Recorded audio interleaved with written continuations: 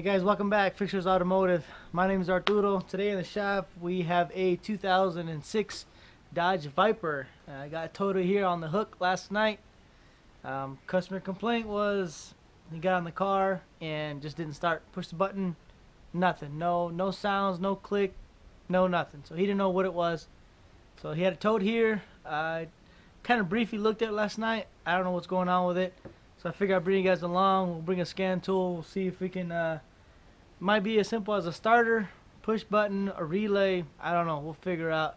And so I figure I'd bring you guys along and let's go.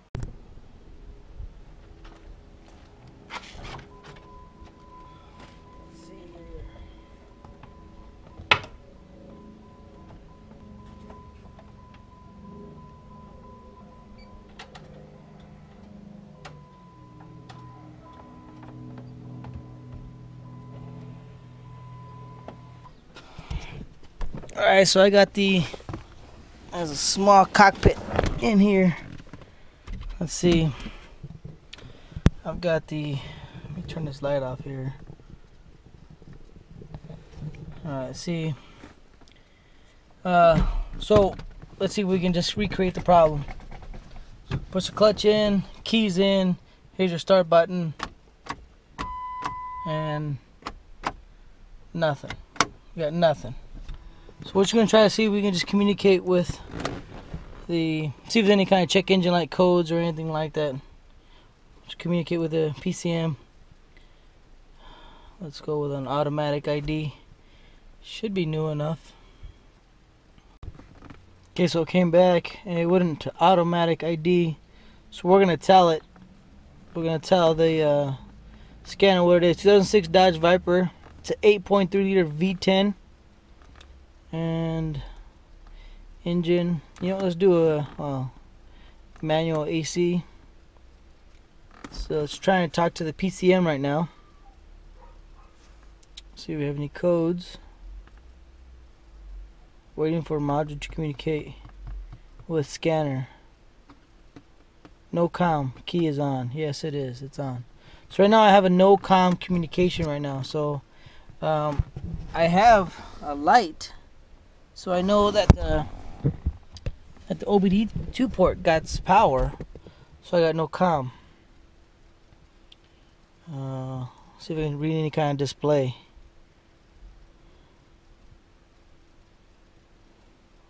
No comm, is the key on? Yes, the key is on, so I got no comm right now. I did notice earlier, as you can see, the key is on, but I got no voltage, and each one of these red lights on, so it appears I don't have any power. So I should be at least reading battery voltage, at least 12 or 11 volts. When you go to hit the button, so the radio cycles on and off. But okay, so also I wanted to make sure that the clutch safety switch was still good. Obviously when you push the clutch all the way down, that will close a circuit or open a circuit depending on how this clutch safety switch works. And then you push a button, the car should start. So I thought, well, maybe just might be a quick and easy diagnosis. It wasn't gonna break the camera out and stuff like that. But I got up underneath there and I did check the clutch safety switch, and everything was working correctly. I hooked up my meter to it for the continuity setting. Push the clutch all the way down, the voltmeter beeps. You let go, it goes away, push it again, voltmeter beeps. So I know that that's working. In doing so, there's absolutely no room in there in the footwell to bring a camera down there and everything else. So there's absolutely no room. So it was just an absolute nightmare just to get in there. Unfortunately, it's so small, there's just no room down there. With me trying to feel around and get up in there, and if you guys know what this is, I broke this. This is a brake, the brake light switch, or a brake switch that when you push the brake, your brake lights come on. So just me trying to get in there with no room, my elbow hit it, it broke it, so there's something else I'm gonna have to fix and replace on my dime. But anyways, you know, there's just no room down there, so that's fixed. I ordered a new safety switch from the dealer, and so we're gonna see whatever else that we find wrong with this thing. So nah, just something that just happens, guys. So as of right now, we have no comm. I guess pull up a wiring diagram, make sure there's no fuse going to it, and then I guess we'll just go from there. So let's pop the hood.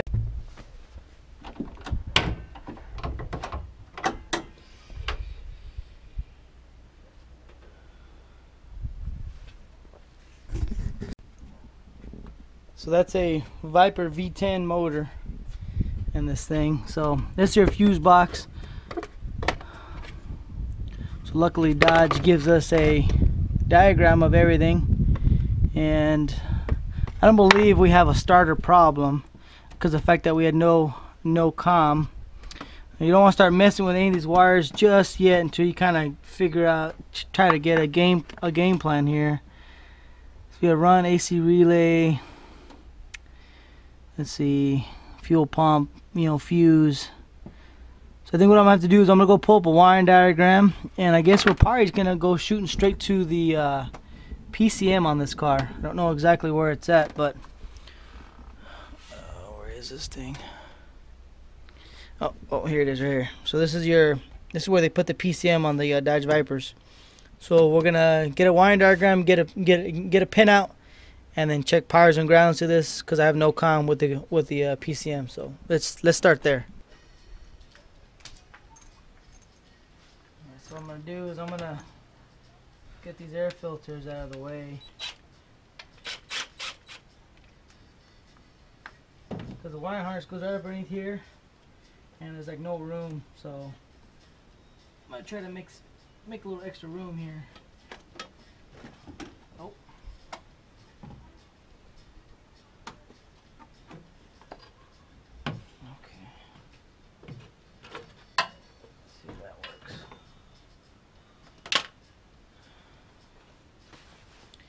Alright. So we got our three, you guys can see that. Got our three PCM connectors. It looks like one of these little covers is missing. So we have two of them here. So we're gonna check our powers and grounds, I guess, at the PCM, and make sure we have good powers and grounds. So I went ahead and printed out some wiring diagrams here. And it tells me here that if I have no response from the PCM, I was kind of looking through this, and it still says if I have any response from like the ABS control module, anything like that, which I don't have anything. So it's just kind of looking through this. Now, you know, I got power to my DLC. And I'm assuming my starter circuit is good. I know we should never assume, but just the way it's kind of been acting up, I don't think that's going to be the issue. So I went ahead and pulled out a pinout diagram for the three big connectors, C1, C2, and C3. Just by looking through everything, there should be one 5 volt, well, that's a supply. So the only thing that I see here is a fuse ignition switch output run start position, or run start, and that's in your number 1 connector, C1 connector, and that's your black on black. And it's a pink with gray wire. So that one should have it's a fuse ignition switch, so I should have, you know, battery power there, and then obviously I have 2 grounds here. Just gotta make sure that none of my ground wires are busted, and then I gotta make sure I got good you know, battery power on that. So I think that's what I'm gonna do. Make sure the key's turned on. Alright, so key is on. I wonder if I can, something's bothering me. Yeesh.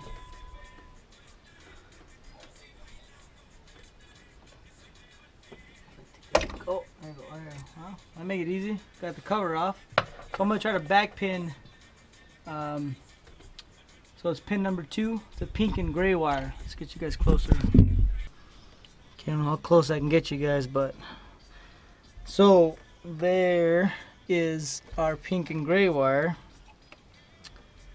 and it should be a supply 12 volt, so I should be able just to disconnect it. Let's see if I get pink and gray wire, pin number 2. So it's got to be up here. It's got to be that second wire. Whoa! Did you guys hear that? Hold on a second. Let me check.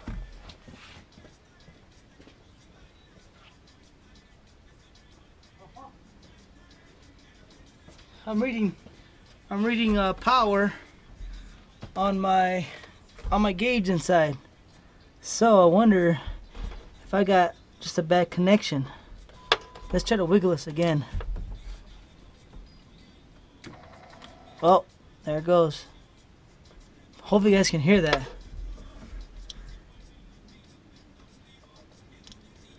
Something in this connector. Try to isolate moving just this one.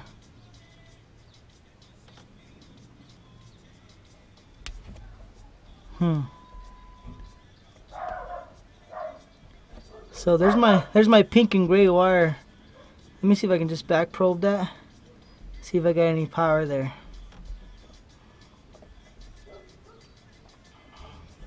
So I have power there.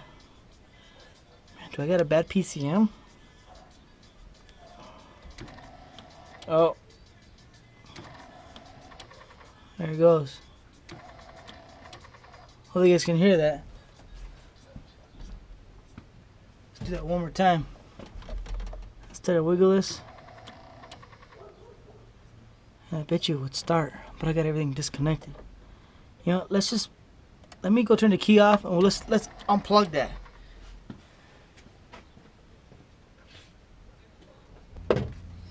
Alright, so I got it unplugged, or I got the key off.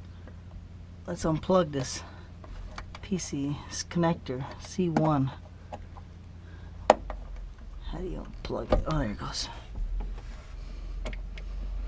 Let's see. It looks like that thing's broken. Well, there you go. I have, looks like some green crusties. Oh yeah, there's water inside there. Huh. So let's see. Pink wire is number 2, pin number 2. It's actually the number. So that pin right there, man, there's a lot of corrosion. I wish you guys can get a little closer and see that. You guys can see that right there.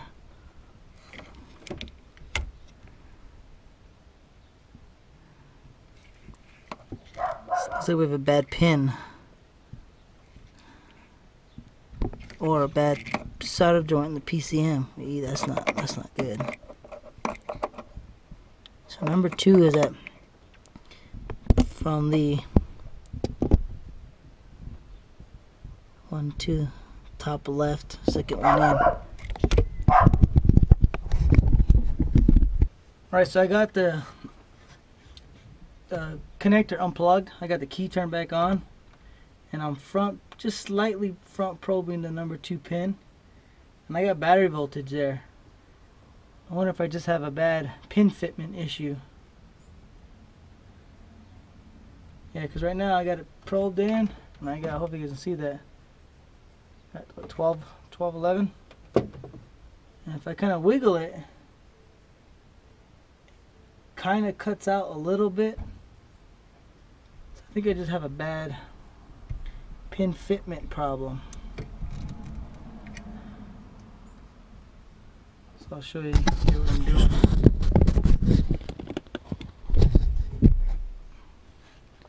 So you see here, I'm just slightly front probing. I mean, the pin itself is, you know, it's still it's too small.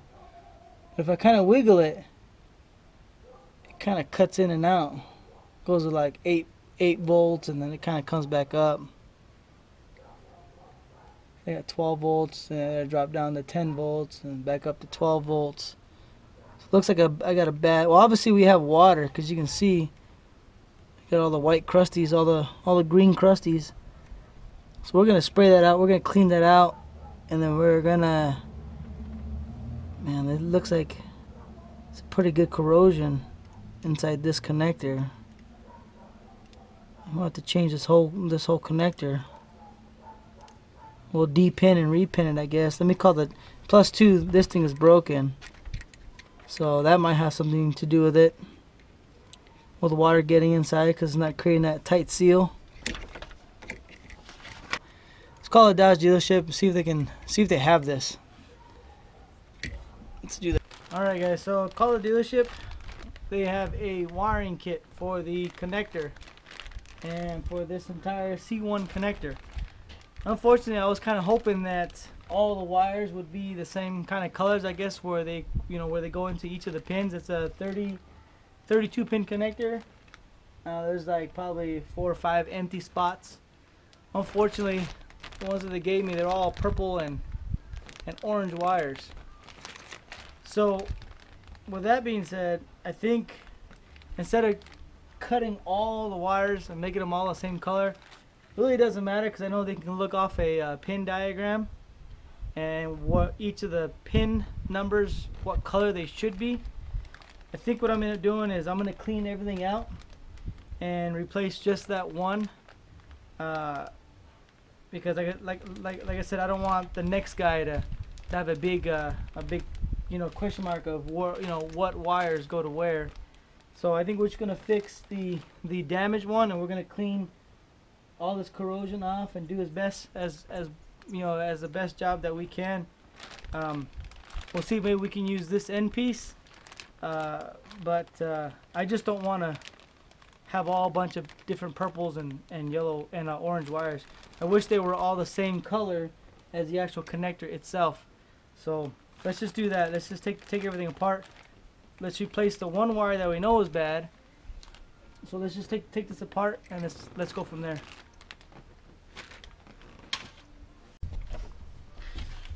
Got you guys in here a little closer.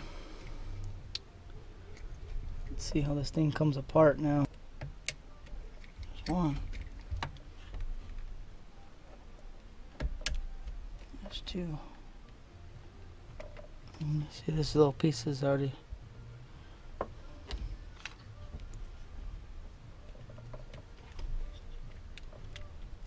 Come on.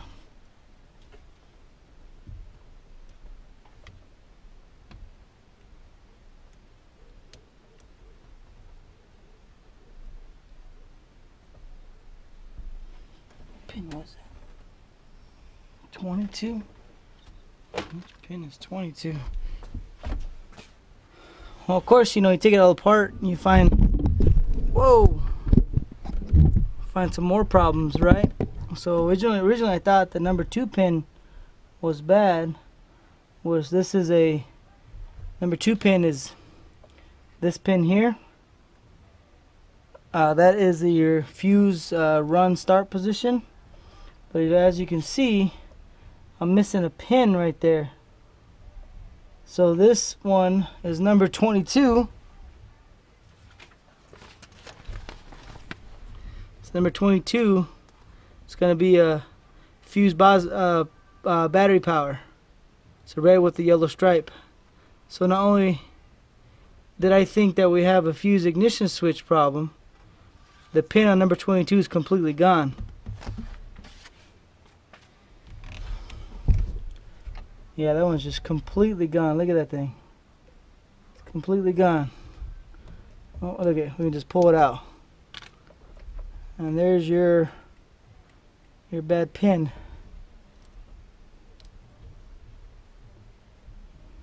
All the other pins look to be okay.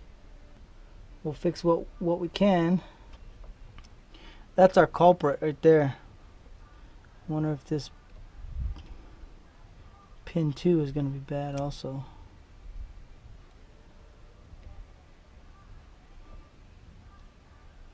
Alright. Let's pull out the other. Let's pull the new stuff out.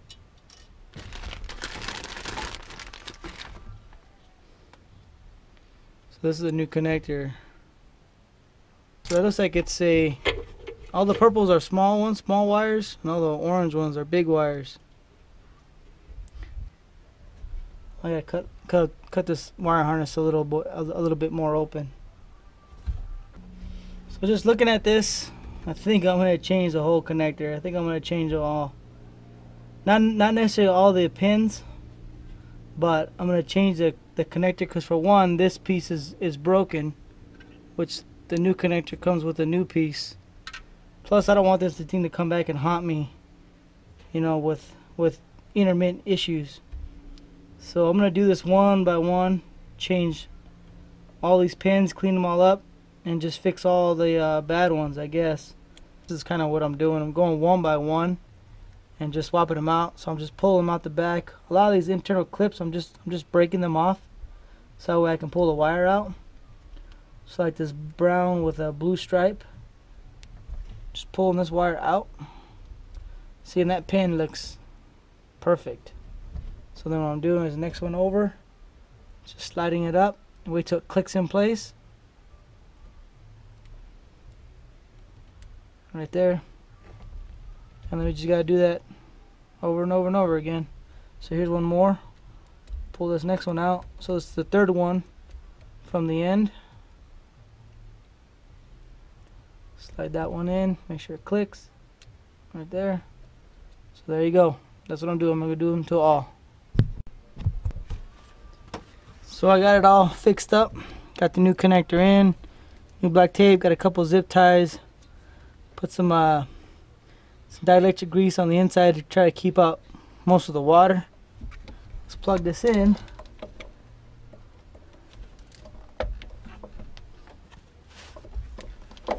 this thing to go in. Make sure you don't bend any pins over.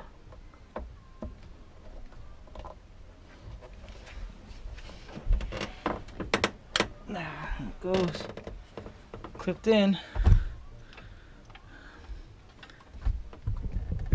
Alright, so we're gonna go ahead. I'm gonna go ahead and put all this back together again, and let's see if this baby starts.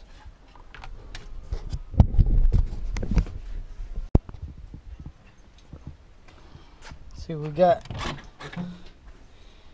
Let's see if we have a good battery signal. So that's one that was dead. So here we go. Look at that. So now we have, let's get the light out. Got about, I don't know, 112 volts. So this thing should start. So I already put my brake switch in. This is the one you can tell that one I broke. Alright, so let's see. Hey, look at that.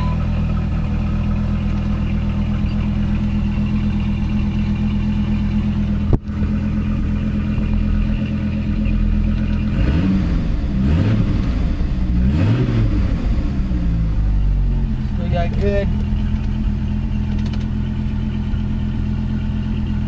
Oil pressure came up, that's good. Oil temp, engine temp. We look good.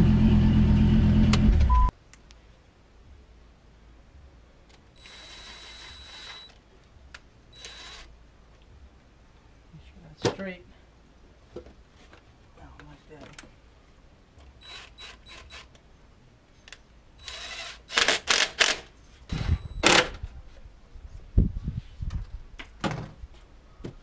Now the best part is we get to go drive this thing. Make sure we drive it over a couple of bumps and make sure it doesn't cut out. We should be good to go.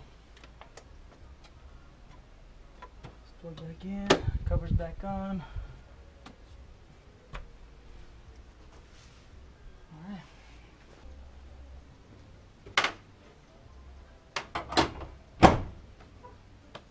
So there you go, guys. Dodge Viper's fixed now. She starts up, everything's good to go. it was a bad pin on pin number 22 of the number 1 connector of C1 connector. I ended up finding a broken pin. That was the broken pin for the wire. You can see. So of course, you know, you got to ask yourself, well, why did this happen? You know, how we go about, you know, keeping water from getting in there. Other than spraying some fluid film, some kind of a, you know, water resistant type of spray, and putting some dielectric grease inside the connector. This hole right here, these vent holes on top of the hood, will allows the heat to come out. Unfortunately, this vent right here, if you look straight down, you can see the top of the PCM. You can see the 3 big connectors. So I want to put a shield right there, but I don't want to drill any kind of holes or any kind of funky shield. I'm going to try to see if somebody makes some kind of a shield or some kind of deflector right there. I highly doubt it, but we got to try something, you know, something a little bit more than just you know, just some waterproofing stuff. But anyways, it's all fixed. You know, she's all done. She's all fixed, ready to go. I'll tell the customer to kind of keep water away from that area. Good thing about here is Southern Arizona, it never rains here. So that's it, guys. That's what we did. We ended up fixing the number 1 connector on the PCM. Was a bad pin. So hopefully you guys like this video. Hopefully you guys learned from it. Hit the subscribe button, thumbs up, and please leave a comment down below if you guys have anything. Remember, guys, if you keep breaking them, I'll keep fixing them. Thanks for watching. I'll catch you next time.